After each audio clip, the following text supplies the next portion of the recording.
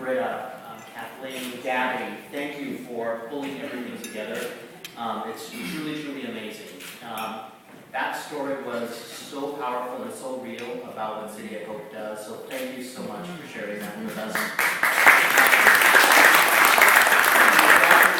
Dr. Riggs is such a humble man,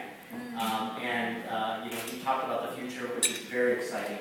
But I want to thank Dr. Riggs because what he did and what he created has changed the lives of 24 of my family members on a daily basis.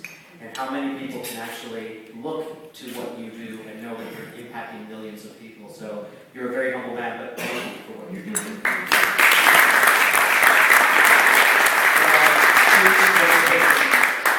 I purposely invited a cross-section of people who are in the salon industry. There are many of you here from manufacturing, many of you here from schools associations, a large contingent of folks from our media partners as well as from our Wella company.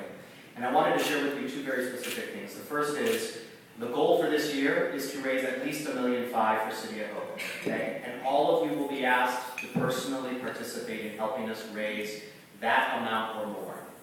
But I want to talk about why City of Hope, because there are a lot of nonprofits, there are a lot of folks who compete for our time in the salon industry.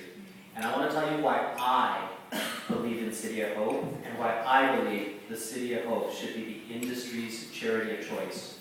And it's because of what you saw today. There are very few, if any, places that can go from bench to bedside in terms of what they do. Can focus on research, can focus on treatment, and can then also focus on cures. Whether it's cancer, or whether it's HIV, or whether it's in transplants, or in diabetes. And I think for us in our industry, if you think about the people that we all work with, the hairdressers, the nail technicians, the estheticians, these people and us probably have the most intimate contact with clients on a weekly or twice a month kind of a basis, right? And we talk about things that are beyond just what's going on in the news. We have intimate conversations.